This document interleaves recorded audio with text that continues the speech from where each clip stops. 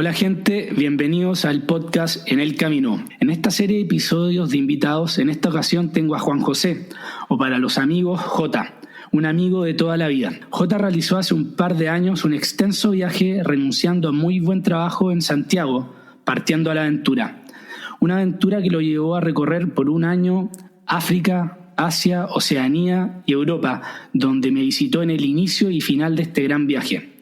Hoy hablaremos del por qué renunciar a un trabajo y una vida estable con tremendas perspectivas económicas y también sobre la curiosidad, el deseo de conocer y los miedos. Geográficamente nos posicionaremos en el Medio Oriente y África para hablar sobre la cultura musulmana, específicamente su hospitalidad. Hola Jota, gracias por aceptar esta invitación. ¿Cómo va todo por allá en Lima?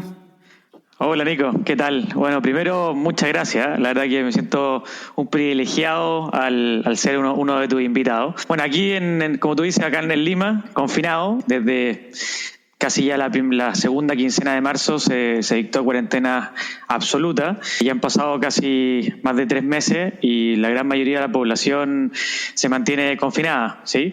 Recién hace una semana atrás se habilitó recién el e-commerce, lo cual recién reactivó la poca economía que está funcionando, y la verdad que la gente está bien cansada porque si bien las medidas han sido bien restrictivas, los niveles de contagio se mantienen bastante altos, similares incluso a lo que ha estado pasando ahora en Chile. Así que se ve difícil, la perspectiva económica súper complicada y no se ve un término pronto a todo esto. Así que nada, aguantando y tratando de hacer lo correcto, digamos, en esta situación tanto de emergencia. Claro, y para ti, desafíos nuevos porque, llegaste justo cuando inicia lo de la pandemia.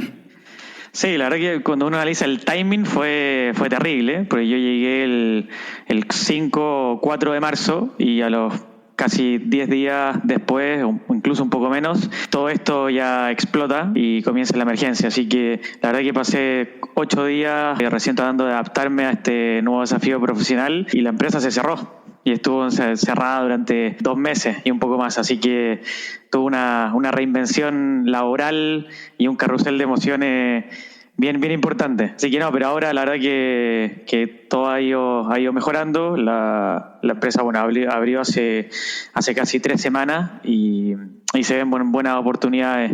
Como todas las crisis, siempre hay muy buenas oportunidades y eso estamos tratando de capturar. Sí, y qué bueno mantener esa actitud positiva, esas ganas. Así que, y me imagino también que este carrusel de emociones del que hablas, siendo distinto, teniendo otro contexto el actual, el haber viajado, haber hecho este viaje que ya vamos a atacar ahora, te ha preparado, me imagino, no sé si totalmente, pero un poco. Sí, yo creo que, de hecho, esto de haber venido a Perú está muy relacionado con lo vivido en este viaje que vamos a conversar un poco. Tiene que ver con la lógica del emprendimiento. Con toda esta situación, la verdad que el miedo aparece por todos lados y frente al miedo hay dos grandes opciones: paralizarse o hacerse fuerte y repensar las cosas una y mil veces. Creo que en eso repensar y ponerse creativo en este periodo de crisis es fundamental. Ha sido de verdad un carrusel de emociones y creo que uno saca la fuerza de distintos lugares. Creo que en un viaje, y tú también lo viviste, siendo backpackers, la situación cambia dramáticamente de un minuto a otro. De hecho, voy a contar alguna de esas anécdotas de cómo en un minuto uno está en una situación súper complicada, no tiene dónde llegar, dónde dormir, nadie te entiende, perdido en algún lugar, en algún callejón del mundo, y después uno, por suerte de la vida, se encuentra una persona que te atiende increíble, te lleva a su casa con comida increíble, y el día anterior uno estaba en la calle comiendo un pan con queso. Ese carrusel de emociones en realidad uno se acostumbra y te hace más fuerte. Yo creo que independiente de la adversidad, uno sabe que el día siguiente puede ser totalmente distinto. Entonces, esa capacidad de reinventarse y tener fortaleza mental es sin duda una de las habilidades que uno aprende en un viaje. Totalmente. Y para no quedarnos ya en las ideas, sí, empecemos, entremos en tu viaje. En la introducción lo mencioné un poco, pero si tú pudieras contextualizar tu posición en ese momento, algunos meses antes de partir, ¿cómo se gesta esta tal vez locura para mucha gente de abandonar tu trabajo, la estabilidad. ¿Cómo surgió este viaje? La verdad que, bueno, el tema de viajar durante un periodo largo de tiempo se vino gestando desde mucho tiempo. Fue una conversación entre mi grupo de amigos, uno entre ellos tú, único, por supuesto. Fue una idea que se fue gestando y que fue tomando fuerza y fue como una especie como de estos como ideas en el subconsciente que siempre estaba ahí, siempre iba y venía cada cierto tiempo. Yo tenía un muy buen trabajo, profesionalmente la verdad que he tenido mucha suerte, con un muy buen puesto, con un muy buen sueldo, con una muy buena perspectiva de crecimiento, pero estaba este sentimiento de querer dejarlo todo y partir a algo totalmente nuevo y conocer el mundo. Y ahí empieza una idea en mi cabeza, una lucha, digamos en mi subconsciente, de decir, si estoy bien, tengo todo lo que quiero, tengo una comodidad, tengo una casa en Santiago, qué sé yo, y dije, pero ¿por qué me pasa esto? Porque siento como que tengo un vacío que necesito cubrir, ¿sí? Y yo creo que acá viene el concepto de esta comodidad o esta zona de confort que las personas tienden a tomar con fuerza y sentir que es como de uno de los bienes más preciados, que es sentirse tranquilo y conforme con lo que uno tiene. Yo creo que esa conformidad es peligrosa, de cierta manera, porque nos embarga en esta mediocridad que a veces las personas vive, y que al cabo del tiempo, yo veo gente después de 10 años se cuestiona decir, ¿por qué no me desafié a mí mismo? Y viví en esta comodidad media mediocre, si podemos llamarlo, y perdí el tiempo navegando en cosas que realmente no me terminaron desafiando a mí mismo. Yo creo que las personas naturalmente debiesen desafiarse, porque es parte de la vida, si no al final vivimos en una normalidad absoluta durante mucho tiempo que no produce emociones profundas. Entonces era luchar un poco contra esa conformidad y decir, quiero vivir algo un poco distinto. Y eso fue lo que me movió hasta un minuto a decir, se acabó, tomo una decisión un poco radical para muchos, pero que para mí hacía mucho sentido. Ok, tú hiciste esa introspección, pero ¿por qué crees que hay personas que en general, y la mayoría, no toman decisiones de cambio de vida y se aferran a esas vidas miserables que mencionas o existencias? Tengo una sola palabra y es miedo. Es miedo de hacer algo que es desconocido, ¿sí? Lo que uno conoce se siente cómodo, se siente tranquilo, se siente asegurado, ¿sí? Cuando uno salta a algo distinto es el temor a fracasar, el temor a no acostumbrarse, el temor a no ser capaz de asumir el desafío. Y de hecho a mí me pasó. Yo este viaje lo quería hacer con un amigo. La verdad que siempre viajé, siempre me ha gustado viajar, pero periodos más cortos con grupos de amigos, con familia. Y este viaje siempre lo pensé con un amigo. Y después de un par de años mi amigo me dijo, ¿sabes qué? El viaje no va, yo me voy con mi novia por otro lado. Y fue como, bueno, me quedé abandonado en esa idea.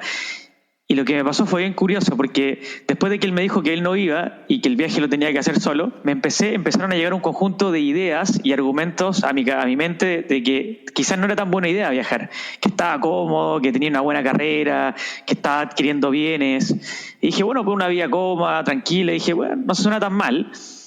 Pero después dije, bueno, pero qué raro, durante 2 años mantuve esta idea tan firme de querer viajar y hoy día pareciera ser no tan buena idea. Y me empecé a preguntar qué pasó en mí. Y después de preguntarme varias veces a mí mismo, me di cuenta de que tenía miedo. Tenía miedo de viajar solo, porque era una experiencia que nunca había hecho y tenía miedo de no adaptarme, de que mi inglés no fluyera tan bien como quisiera, de sentirme solo, sentir soledad. Pero llegué después de muchas preguntas de que el miedo me estaba paralizando y el cerebro después, digamos, lo leí, que entiendo el concepto psicológico, se llama como una inconsistencia cognitiva, que lo que hace tu cerebro es tratar de convencerte, cuando uno tiene miedo, te trata de convencer y llevar una zona de refugio. Y esa zona de refugio era no hagas nada, no tomes el desafío porque tienes miedo. Pero no era consciente de eso pasó en mi mente. Y al serme consciente de que tenía miedo, y ahí lo digo en un buen chilenismo, dije, no puedo ser tan cagón de no asumir este sueño por miedo, porque no pasa nada. Si yo renunciaba, me iba y a los 2 meses me daba cuenta que no era lo que quería, volví a buscar un nuevo trabajo, se acabó, punto, no pasa nada. La gente cree que el mundo se derrumba cuando uno toma decisiones de este tipo y la verdad es que no pasa nada. Entonces, luego de asumir ese miedo, dije, voy a ir adelante, asumo los riesgos que esto tiene, porque los riesgos en realidad son nada, y me embarqué. Y hoy día, la verdad que te puedo decir que es de las experiencias más importantes de mi vida, haber hecho lo que hice. Pero no lo hubiese hecho si no hubiese sido consciente de ese temor que tenía. Y creo que ese es el gran cuestionamiento que uno tiene que hacerse, esa conversación consigo mismo, de entender lo que a uno le está pasando, que uno no es consciente. Tu cerebro actúa por sí mismo y hay que intentar entenderlo para tomar decisiones correctas. Qué interesante eso. Ese concepto no lo sabía, de inconsistencia, ¿cómo era? Creo que se llama así, inconsistencia cognitiva. Es un concepto psicológico que tu cerebro trata de que tus decisiones estén soportadas por argumentos. Entonces no te permite tomar decisiones con convicciones diferentes. Por eso mucha gente que trabaja en ciertos lugares y no está de acuerdo con los valores de ese lugar, en algún minuto tu cerebro se desconecta, porque tu cerebro está desconectado con las decisiones que estás tomando. Es un concepto que alguna vez leí por ahí de psicología que me pareció súper interesante de explorar.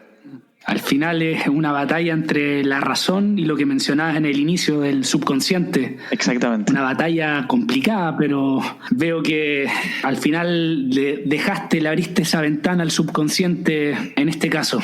Sí, lo desnudé un poquitito. Sí. Y al hacerte cargo de este sueño, ¿cómo siguió después? Tú planificaste, porque fue un viaje muy ambicioso.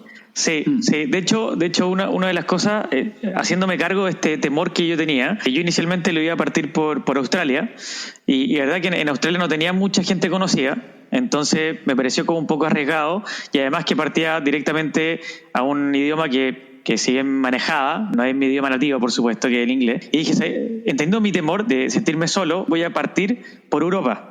¿Por qué? Porque en Europa iba a partir por España, donde era mi idioma, además tenía mucha gente conocida, y dije, voy a pisar terreno un poco más estable al inicio del viaje, para después ir navegando por terrenos más desconocidos. Entonces esa fue la primera gran decisión.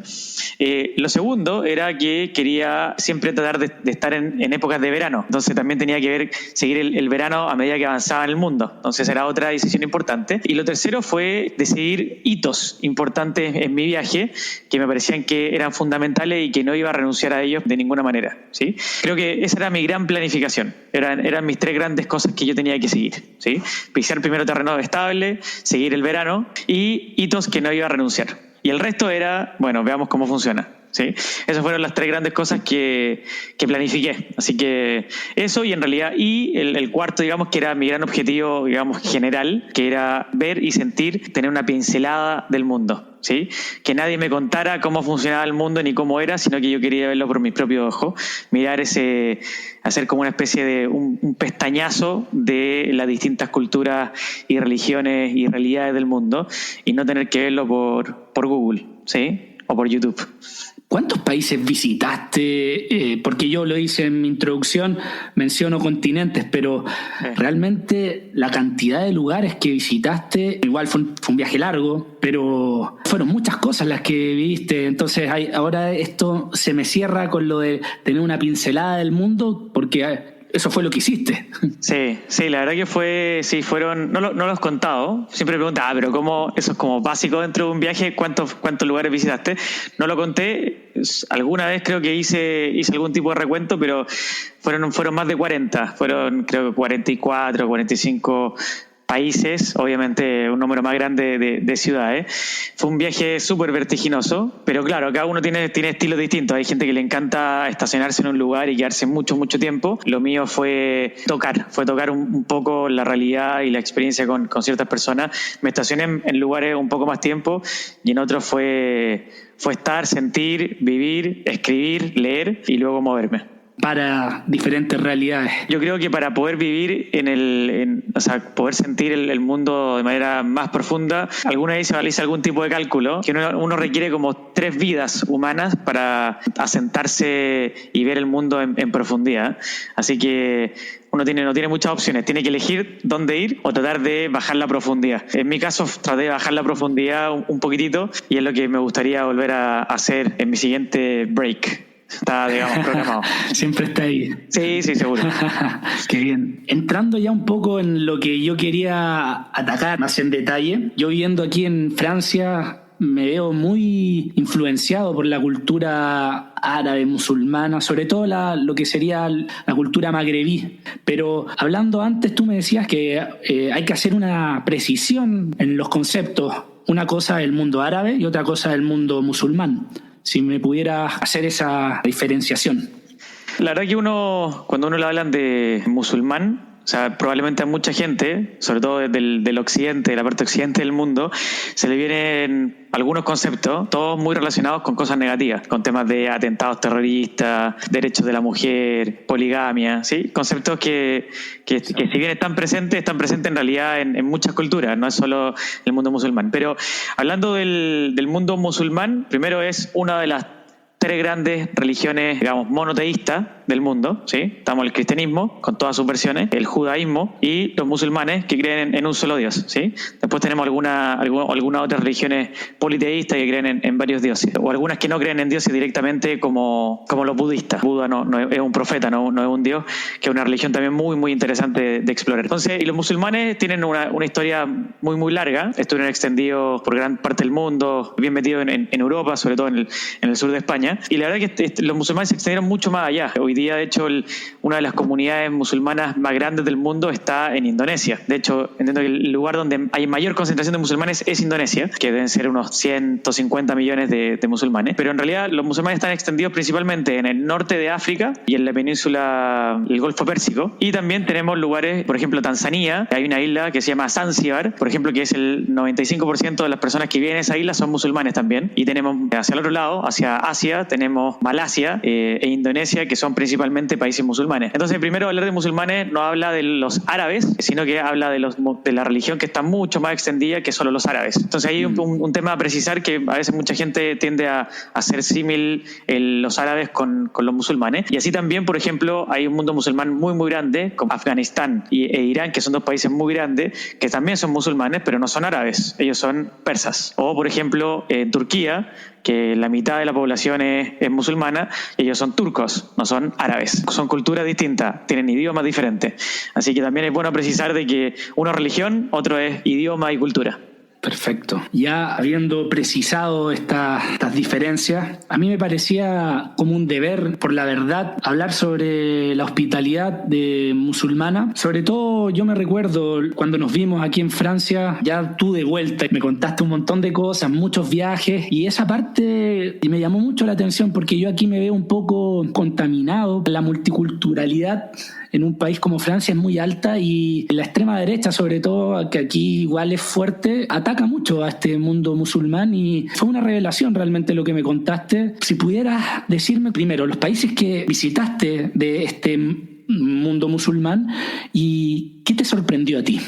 Yo también venía un poco de esta concepción de los musulmanes con una connotación principalmente negativa, porque es lo que vemos, digamos, en la noticia. ¿Sí? La noticia tiende a resaltar muchas veces lo negativo por sobre lo positivo, y lo que nos llega, que es tan poco, tiende a darte una percepción y una imagen de los musulmanes bien errada. A ver, países musulmanes que visité, estuve en Marruecos, en Egipto, en Jordania, Palestina, Irán, Emiratos Árabes y bueno, Malasia, Indonesia. Y bueno, en Tanzania también estuve, en Zanzíbar también, pero tuve poco contacto con musulmanes porque ahí tienden a ser un poquito más fundamentalistas en esa zona. Pero tuve una pincelada importante, y yo creo que la cultura musulmana, o sea, en realidad cuando uno analiza con la religión como tal, la religión es finalmente un conjunto de dogmas por un lado, ciertas reglas, pero también tiene un conjunto de valores, ¿sí? Y esos valores en el mundo musulmán son los que a mí me cautivaron mucho, que es el concepto de la solidaridad, concepto de acoger al extranjero, el concepto de querer conocer a la persona, de sentir una responsabilidad, cómo está la otra persona, que me parece espectacular, el concepto de familia, el núcleo familiar en el mundo musulmán es lo más importante, que son conceptos que hoy día el liberalismo cristiano ha ido perdiendo, y que a mi manera de ver es un error. Creo que la familia es el núcleo más importante que una persona debiera tener, ya sea la familia cercana sanguínea o la familia extendida, como yo le llamo, que son las personas con las cuales uno quiere participar, uno quiere convivir. Yo creo que la familia es el principal sustento. En esta soledad, digamos, de viaje, uno se da cuenta que uno no puede alcanzar un nivel de el disfrute máximo si no es compartiendo con las personas que uno realmente quiere, ¿sí? En compartir las cosas está el disfrute, creo yo, y eso se disfruta con la familia. Y el mundo musulmán tiene este núcleo arraigado dentro de su cultura, dentro de su religión y valores, que me parece que es espectacular. haciendo memoria de las conversaciones que tuvimos acá, hay episodios que hay algunos por ejemplo, en Egipto, en Irán, que sobre todo el de Irán, que fue realmente la razón por la que dije, ok, yo quiero entrevistarte a ti, quiero entrevistar a Jota, que hizo un viaje enorme, pero a ver, ¿de dónde lo agarro? Y rápidamente este es el tema para él. Sí, bueno, quisiera ahí como contarte un poco, claro, lo de Egipto, que me parece que es bien interesante. Primero, para mí, de hecho, uno de los lugares más increíbles del mundo, probablemente el más importante del mundo en términos de historia, es Egipto, por lo que hicieron. Uno lee la historia de los egipcios, tiene una connotación y una importancia realmente increíble. Y en Egipto, en realidad, bueno, ahí llegué al Cairo y ahí me entregaron un contacto de un amigo que se llama Migo, y él en realidad tuvimos muy buenas conversaciones, me dio todo un tour por el Cairo. Ahí se ocupa mucho en Egipto que, bueno, obviamente los musulmanes no toman alcohol. Como todo, hay musulmanes un poquito más laxos que sí toman, pero la gran mayoría no. Entonces no existen los bares, ¿sí? No existe donde uno se va a tomar una cerveza en cualquier lugar del mundo con un amigo, se va a tomar una cerveza. Bueno, aquí existen, se llaman los coffee shop, en donde uno va y te pasan una pipa o lo que ellos llaman una shisha, ¿sí? Que es como una especie como de pipa de agua, ¿sí? En donde le ponen distintos sabores y uno va a tomar té y a fumar shisha, con lo que reemplaza en el occidente a la cerveza y el maní, ¿sí? Y aquí en realidad tuvimos una muy buena conversación, me contó un poco la historia de Egipto y obviamente los conflictos que pasados, ellos tienen también una connotación o algunos temas con Israel por la guerra de los 7 días, el lugar del Sinaí que fue tomado en algún momento y ahora es de Egipto nuevamente. Tienen un concepto bien entretenido y curioso, digamos, de toda esta historia que han tenido en toda esa zona que ha sido muy conflictiva, pero súper interesante de poder entender. Y luego de eso me fui a Luxor, y ahí tuve una experiencia que es muy propia de un backpacker. Los que le ha tocado estar en hostels me lo van a entender. Luxor es también una de las ciudades más importantes porque está llena de templos. Y acá es entretenido para los backpackers que están recién comenzando tener estas aplicaciones de hostels. A mí me gusta mucho Hostel World porque ahí tiene muchos comentarios y está como bien publicado. Entonces, listo, elegí un hostel que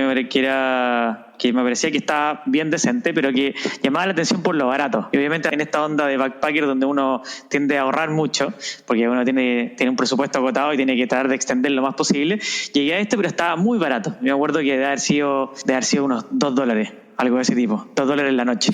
Y dije, qué raro, bueno, igual Egipto es muy barato, pero dije, bueno, me llamó la atención, pero cuando veía los comentarios se veía bastante bien. Bueno, llego a este lugar, me meto por unos callejones medio feos, pero llego a un lugar que parecía que era un hotel tiempo atrás. Había sido un hotel formal, pero ahora era hostel.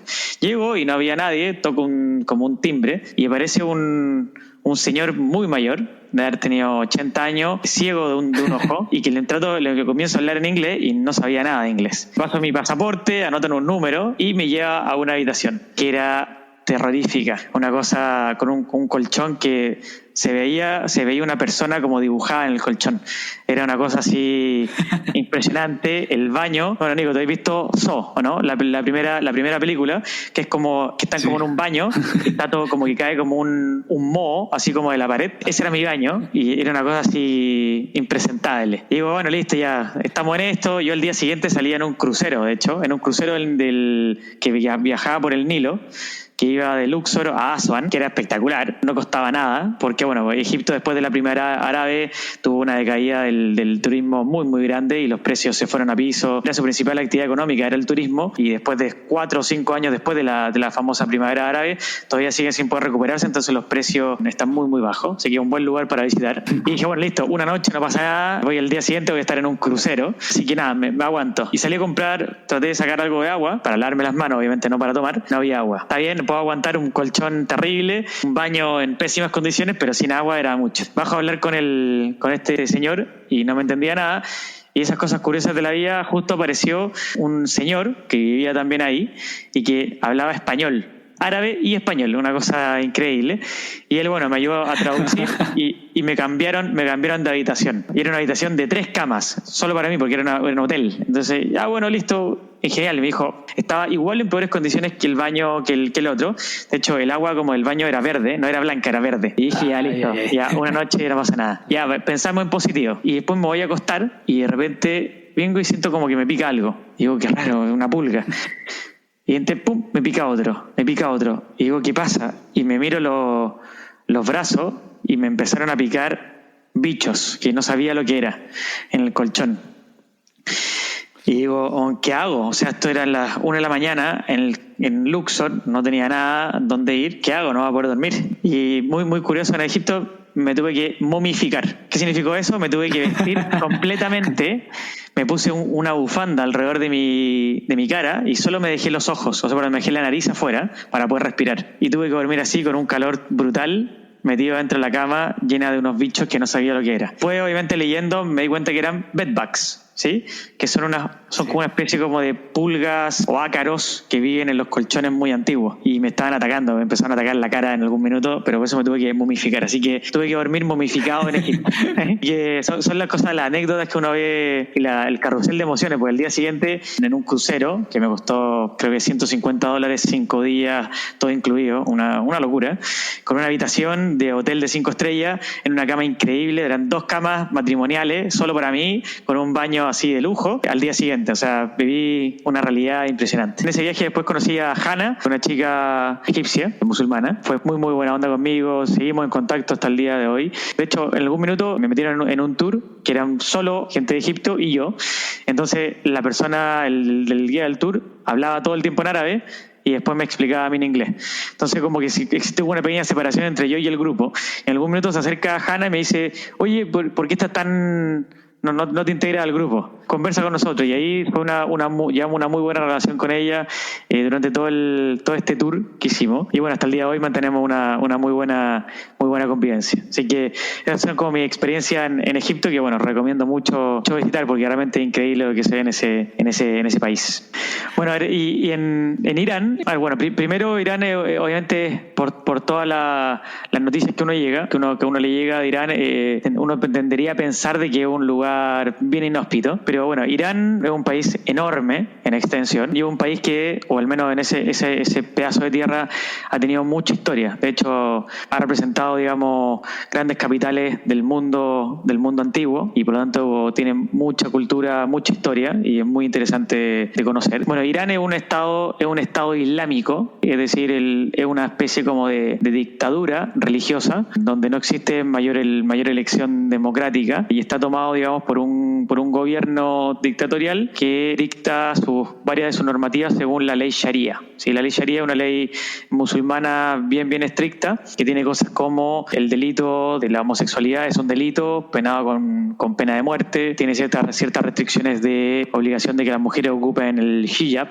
que es, digamos, que esto que les tapa el pelo, y obviamente el adulterio es penado con pena de muerte. Tiene este tipo de cosas que chocan mucho a una cultura occidental, de las cuales obviamente yo no estoy de acuerdo que existan, pero sí, hoy día hay que separar lo que es los gobiernos de las personas, o de los gobiernos de la religión, porque son cosas distintas. Uno podría también hablar muchas cosas de gobiernos dictatoriales, pero uno no criminaliza a las personas por eso. Son gobiernos criminales que están ahí, pero que no tienen relación con la religión, ¿sí? Ni cómo la gente vive en realidad. Entonces, dada esa percepción de Irán, dije, bueno, quiero ver qué pasa realmente en este país que nos llega tan poca información. Entonces me tomé un vuelo creo que fue desde Dubái hacia Irán, y lo primero que me di cuenta al tomar un vuelo en Irán es que el avión era muy antiguo. Pero es importante entender que Irán tiene un bloqueo económico por parte de Estados Unidos, y ese bloqueo económico lo que dice en términos generales es que cualquier empresa que tenga relación económica con Irán no puede tener relación económica con Estados Unidos. Lo que pasa es que a una empresa le obligan a decidir si hacer negocios con Estados Unidos o con Irán. Claramente la gran mayoría de las empresas prefieren hacer negocios con Estados Unidos y no con Irán. Entonces, una de ellas es Boeing o un Airbus. Entonces, Irán no puede comprar aviones directamente, sino que los tiene que comprar de segunda mano desde otros países. Entonces, la calidad aeronáutica que tiene es muy precaria, y por eso tiene accidentes aéreos bien seguidos, porque la calidad a los cuales que ellos pueden acceder es muy baja. Entonces, lo primero que vi es que el avión era muy antiguo. Estos aviones donde uno incluso tiene para tiene para los cigarros, ¿sí? Tiene como para dejarle un cigarro. Son como de los años 85, ¿sí? Entonces ya me dio mala espina. Un ladeco. Claro, una cosa así terrible. En ese primer vuelo en realidad me puse un poco nervioso, pero listo. Llegamos y sin problema. Y ahora, ¿dónde llegar? Exploré una aplicación que es muy conocida por backpackers que se llama Couchsurfing, que es básicamente son casas de personas que la ponen a disposición de viajeros para que ellos se queden en sus casas. Por eso es que lo ponen de couch, porque la idea es que sea como en el sofá. Si tiene disponible un sofá ya es suficiente para que la gente vaya de manera gratuita y pueda quedarse ahí, porque es como una vuelta de mano. Muchos de los viajeros que viajan después utilizan Couchsurfing para darle alojamiento a personas que también están viajando como uno lo hizo antes. Entonces, de hecho, cuando lo probé antes no tuve buena acogida. Lo traté de hacer en Europa, no me funcionó, pero sí me funcionó muy rápido en Irán. Un chico que se llama Reza me dijo, sí, ningún problema, quédense en mi casa, me gusta mucho viajar y quédate en mi casa. Cuando iba llegando, le escribo a Reza, le digo, oye, voy a llegar en 2 días, qué sé yo. Y me dice, oye, lamentablemente voy a estar viajando, pero hablé con mi papá y me dijo, te puedes quedar en su casa. Vale, ok, listo, voy para allá.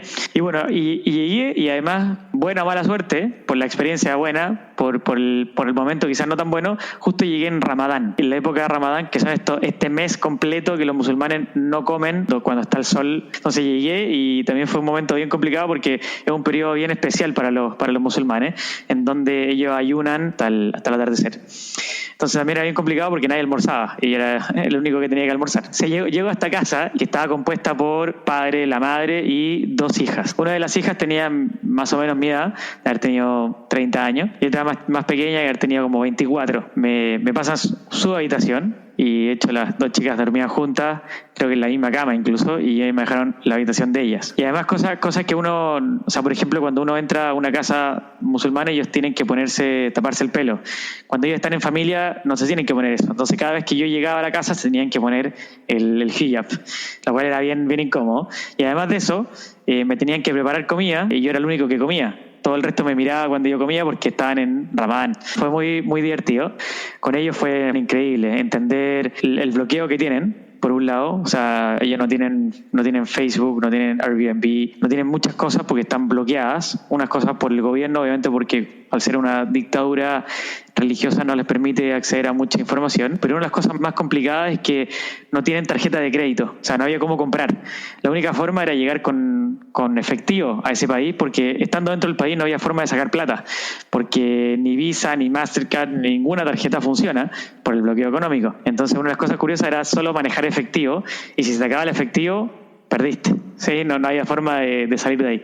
Entonces son las cosas que había que programar con un poquito de tiempo. Y bueno, y estando con ellas me acompañaron a todos lados, me mostraron Teherán, que fue donde yo me quedé, que es la capital. Y la verdad, bueno, contándole un poco cómo era el occidente, qué cosas estaban pasando. Ellos obviamente no estaban de acuerdo con ese régimen. Obviamente hay mucha gente que no está de acuerdo con el régimen, no están de acuerdo ni de cerca con todas las cosas de los extremistas, los yihadistas, ¿sí? Que son esta fuerza armada que intenta imponer su cultura y su religión por la fuerza, que es un grupo muy minoritario dentro de la religión musulmana. El respeto familiar que existe, se juntan a comer, a cenar toda la noche, comparten todas sus experiencias del día. Esa convivencia familiar que ellos tienen es realmente envidiable, y son de las cosas que nosotros el occidente ha ido perdiendo.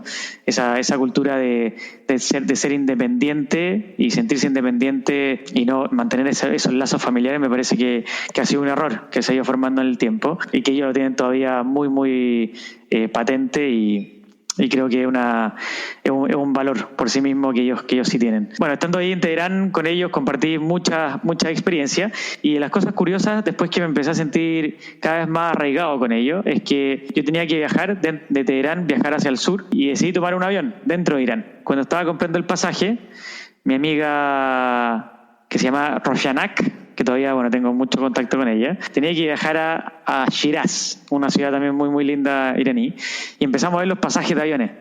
Y de repente me llamó la atención que los pasajes de aviones eran súper baratos. Deben haber sido, no sé, $30 por un viaje que costaba, si quieran, 2 horas y media de vuelo. Y ahí empecé a ver a la aerolínea, y y Roshi, que yo así le puse a Roshi, se reía cuando le decía a Roshi, pero fue parte del nickname que le puse a a Roshanak. Viene y me dice, mira, la verdad es que no te recomiendo comprar esta. Y le digo, ¿por qué? Me dice, no, porque estos aviones generalmente se caen. Quizás no entendí bien, quizás hay un problema de inglés. ¿Cómo que se caen? Ahora le explico un poco. No, se caen porque son aviones muy viejos y las mantenciones casi no tienen, entonces se caen.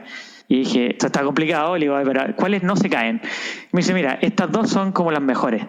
Ya listo, voy a comprar de esas. Compré esa y me fui a Shiraz. Ya me fueron a dejar al aeropuerto. Fui como un hijo, como adoptado dentro de esto, de esta familia. Sí, increíble. Y bueno, estuve ahí como 5 días en Teherán, increíble. Tomé el avión, me fueron a dejar al aeropuerto y de hecho me contactaron con una persona que vivía en Shiraz y que me iba también a dar alojamiento de manera gratis. Me hicieron ese programa. Listo, ya tomo el vuelo, voy en el avión y ya estaba súper nervioso porque ya venía con la idea de que los aviones se caían.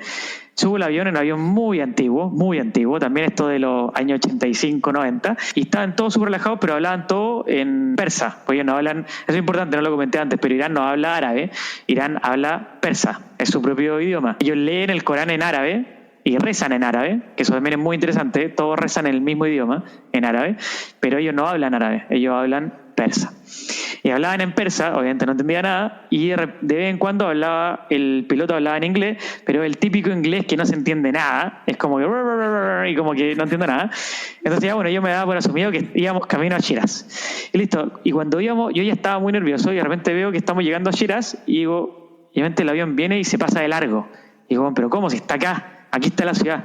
Y viene y pasa y como que empieza a andar como un desierto y se empieza a dar la vuelta. Y dije, bueno, acá algo pasa. Y de repente viene, el piloto dice, prepare for impact. En vez de decir, prepare for landing. Y digo, bueno, esta hueá va a chocar.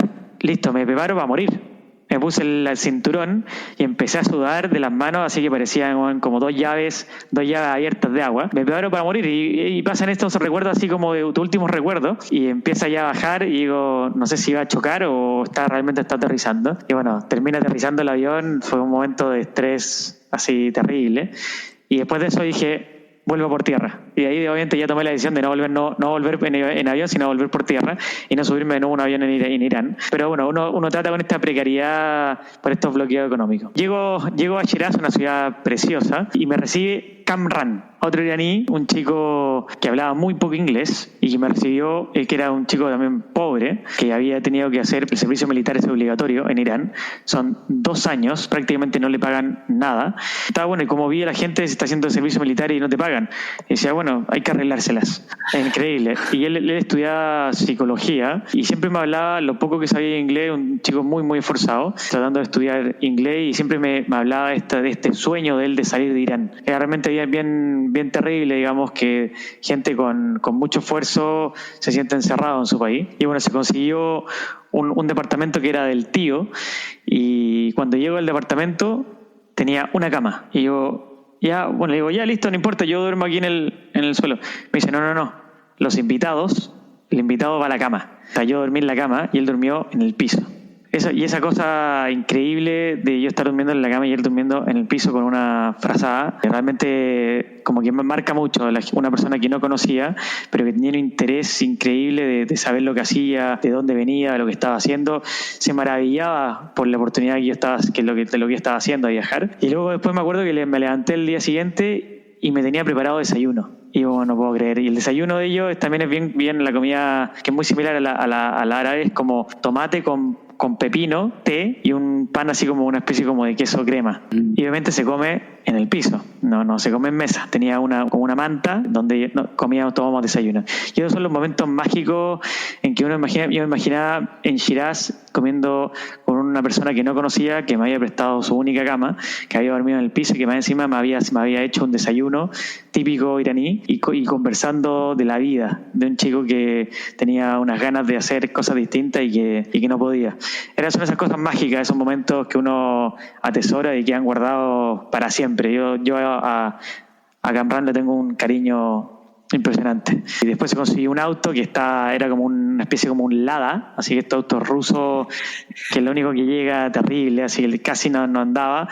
y nos fuimos ahí a recorrer el resto de la ciudad. No sé dónde sacó ni plata para echarle benzina al auto, pero estaba tan motivado por mostrarme su pueblo, su cultura, que se consiguió plata no sé dónde. Y obviamente no me dejaba pagar nada. Así que bueno, esa fue una experiencia muy, muy linda en Shiraz. Luego de eso me fui a otra ciudad, una ciudad que se llama Yazd. También todo esto organizado por mi amiga Roshi desde Teherán, consiguiendo gente, amigos de todos los lugares para que me acogiera.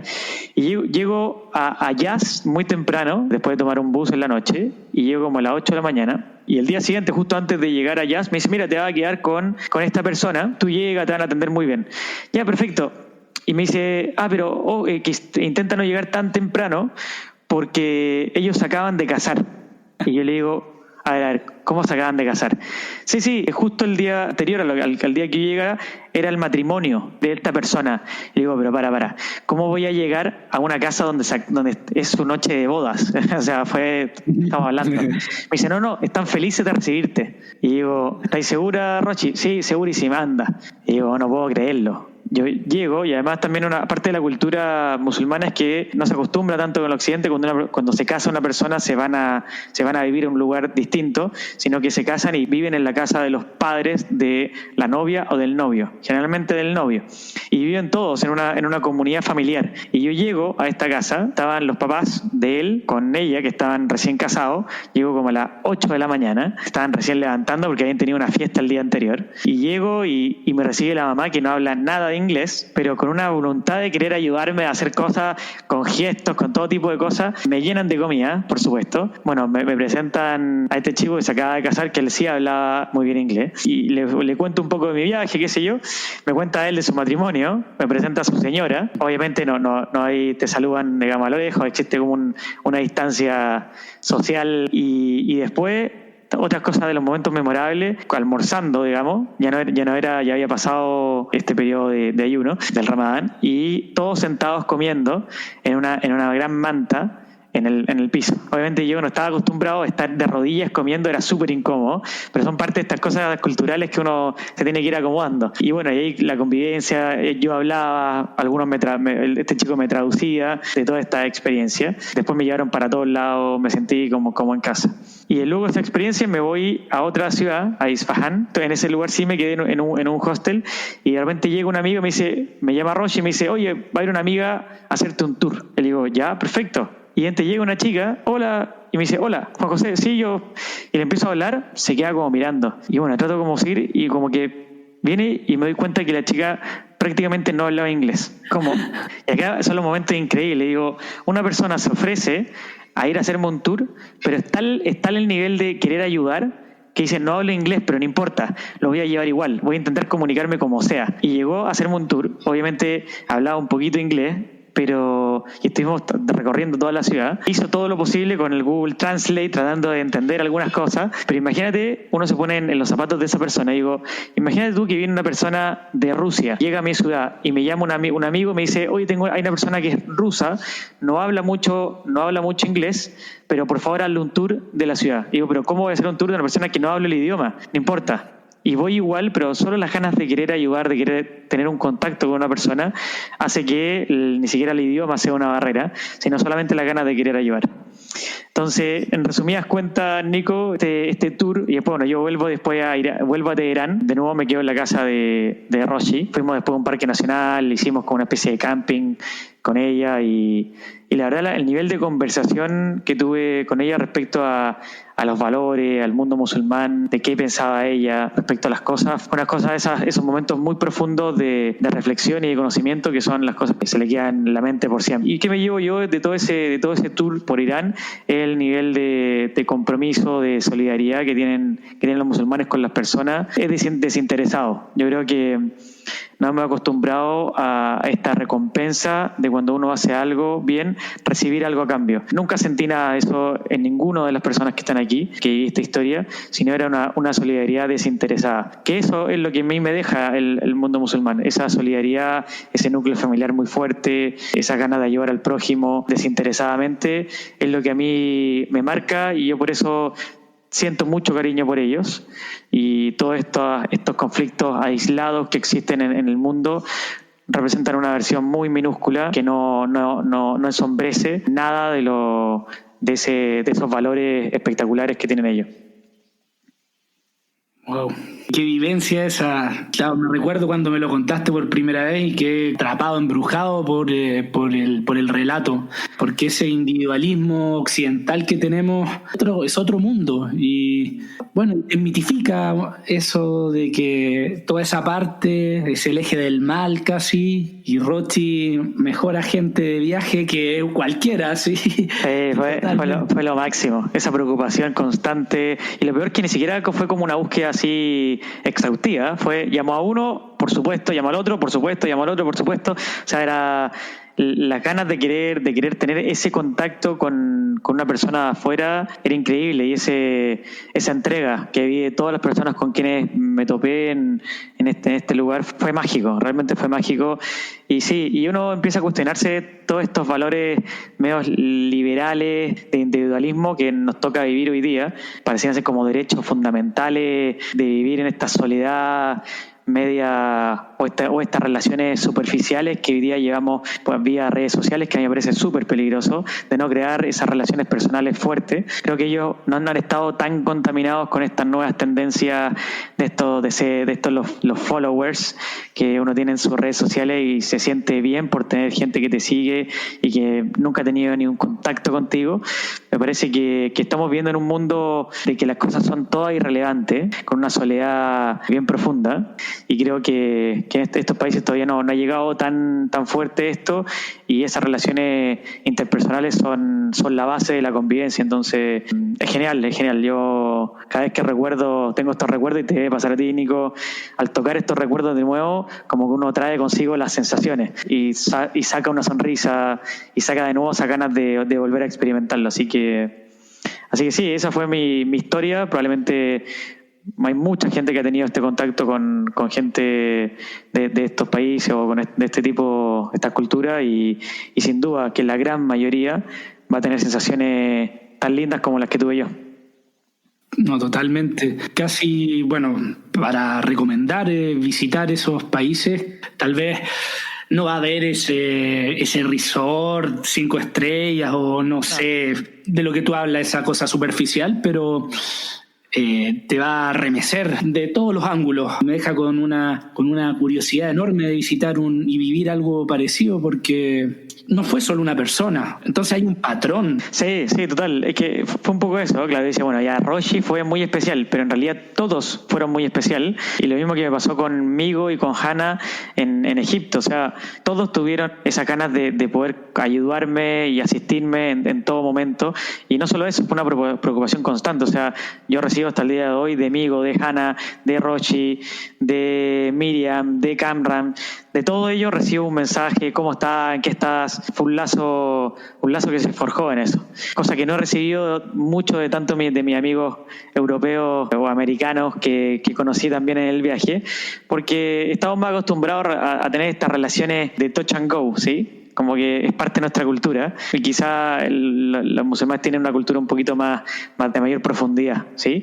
Obviamente todas las experiencias son únicas, son particulares. Yo lo que digo es que, igual es mi mensaje, Nico, que me gustaría entregar, es que dejemos estas imágenes preconcebidas de titulares sensacionalistas que vemos todo el día, y si queremos realmente entender y conocer la cultura musulmana, hay que estar ahí, hay que conocer, hay que conversar, pero con las personas de verdad, no en estos titulares que lo único que quieren es generar rating y que te dan una muy mala impresión, una muy mala imagen de lo que una gran parte del mundo realmente es. Entonces hay que tener cuidado. Hoy día estamos en un mundo de mucha fake news, que lo único que quieren detrás de eso es generar algún tipo de opinión para un grupo poderoso, de un grupo muy pequeño del poder del mundo, porque quieren lograr algo. Si uno quiere realmente entender, hay que vivirlo por sí mismo y generarse su propia opinión.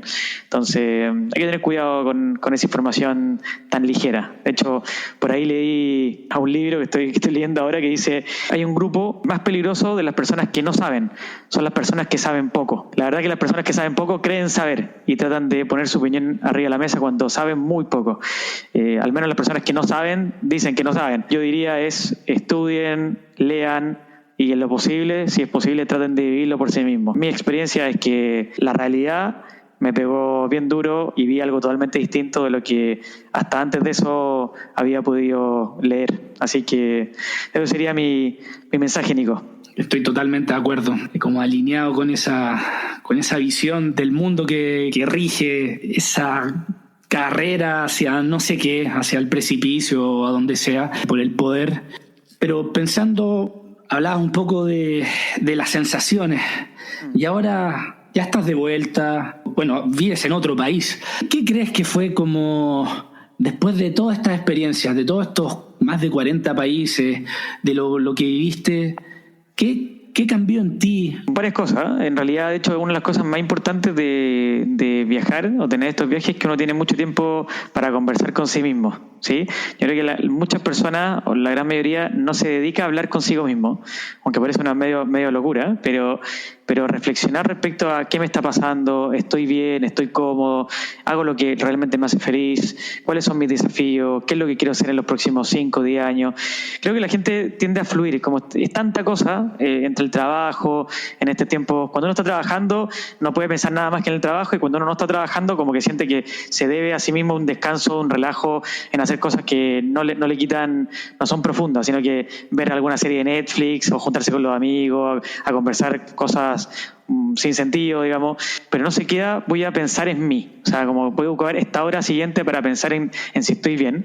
La verdad que cuando uno está viajando y le toca moverse mucho entre lugares, uno lo único, no tiene a nadie al lado y la única forma de conversar con alguien es contigo mismo, entonces uno se esfuerza un poco este proceso, y lo primero fue bueno derribar primero estos temores que inicialmente existían de no cuestionarse todo el tiempo si uno está haciendo lo correcto. Eso primero, es como tener esta rutina de cada cierto tiempo cuestionarse si realmente está en el lugar que uno le hace feliz. Segundo, constantemente a desafiarse y tratar de salir de esta área de confort que comenzamos hablando al inicio, que tiende a atraparte y hacerte, digamos, pasar por alto muchas oportunidades en la vida que uno tiende a cerrarse porque está en esta zona de confort. Es tratar de salir de esa zona de confort de manera un poquito más habitual. Y lo otro es tratar de vivir experiencias distintas. Creo que la vida pasa muy rápido y perder el tiempo viviendo siempre lo mismo es como una película media de terror. Es como vivir el mismo día todo el tiempo. Yo creo que, y siempre me he cuestionado, o al menos me proyecto, estando a los 80 años y decir, hice lo que quise en mi vida, o sea, realmente tomé las decisiones correctas, experimenté todo lo que tenía que experimentar. El cuerpo humano va perdiendo energía en el tiempo porque tiene un fin, digamos, y cada vez hay menos energía, hay menos fuerza, hay menos salud, sí, y eso es normal. Y hoy día, teniendo la energía, teniendo la salud, teniendo la juventud, teniendo las posibilidades, no experimentar cómo perder el tiempo. Entonces, una de las cosas que pienso y que quiero seguir en eso es cuestionarme siempre y desafiarme y tratar de vivir la mayor cantidad de experiencias en la vida. Yo después de volver a Chile, emprendí con algunas cosas, en algunas me fue mal, en otras me estafaron, y en unas sí me fue bien, y estoy dentro de la tasa de éxito, digamos. Siempre los emprendedores tienden a fallar el 80-90% de las veces y solamente son exitosos en un 10%. El mío fue como 30% de éxito, así que me fue bastante bien. Y después de eso me tuve que emplear, y estuve un año y medio, sí, como 1 año y 3 meses en una gran empresa nuevamente, con un muy buen sueldo, de nuevo, con muy buenas perspectivas, pero me quise cuestionar de nuevo y dije, hay algo que no me está llenando, y tomé este desafío de venirme a Perú a emprender, sí, a tomar un nuevo desafío con una perspectiva un poquito distinta, con un matiz de emprendimiento bien interesante. Y probablemente aquí quiero estar un par de años, y luego de eso viene el siguiente desafío. Es como, ¿qué es lo que viene? ¿Sí? Seguramente, y es parte de lo que tengo en planes, es volver a viajar. No sé si por 1 año o menos o más, lo dirá la circunstancia, y luego de eso a ver qué viene. Este constante desafío. Obviamente estar lejos de la familia, Nico, y tú lo sabes, es difícil, pero creo que de tomar decisiones en la vida siempre tiene como se llama un trade-off, ¿sí? Tiene un beneficio y tiene un costo, como todas las cosas en la vida. Y ese costo hay que ser consciente de cuánto tiempo o qué tan costoso es respecto a los beneficios que tiene. Entonces, creo que esa evaluación vendrá nuevamente en algún tiempo. Obviamente vine acá y tengo objetivos a cumplir. Si se cumple o no se cumple, en realidad no es tan relevante, sino más bien el proceso de vivir en esta experiencia. Tengo objetivos, cumpliéndolos o no, vendrá el siguiente. Es como esa experiencia de no sentir que los próximos 10 años no van a ser tan diferentes. Me parece que es un poco desalentador. Así que eso, Nico, yo te diría ser consciente de lo que estoy haciendo, cuestionarme mi zona de confort, desafiarme a mí mismo, estar consciente de los costos y beneficios de mis decisiones y, si me equivoco, reinventarme. Eso sería un poco mi mentalidad hoy día y pensar en el mediano plazo, no pensar en el corto plazo. Me parece que también es un súper buen consejo. Creo que vivimos muy en el día a día y eso no te permite ver el camino completo. No, muy de acuerdo. Sí. Bueno, Jota, amigo, muchas gracias por esta reflexión, por tu tiempo, por compartir acá. Y bueno, ya cuando pase esto, tener la oportunidad de vernos y conversar esto sin micrófono. Sí, como siempre. Se echa de menos.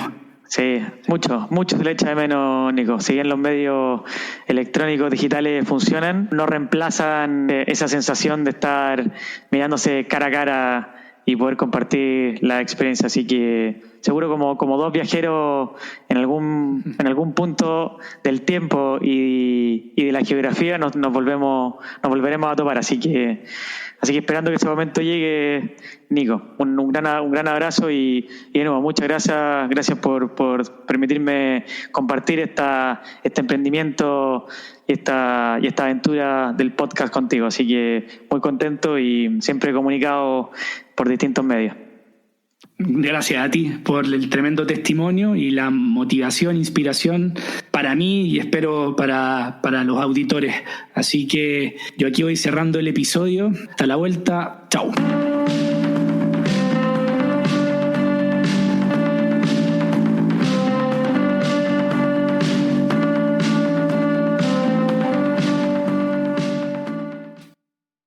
Gracias por haber llegado hasta acá. Si valoras el programa y no quieres perderte ningún episodio, puedes seguirlo en Spotify y dejar una reseña, que me ayuda un montón para ser encontrado más fácil en el motor de búsqueda. Para donaciones, contacto y más contenido, pueden entrar al sitio enelcaminopodcast.com y seguir las redes sociales de En el Camino Podcast en Instagram y Facebook, además de Nico Vergara y en Twitter. Gracias por aventurarte en el camino.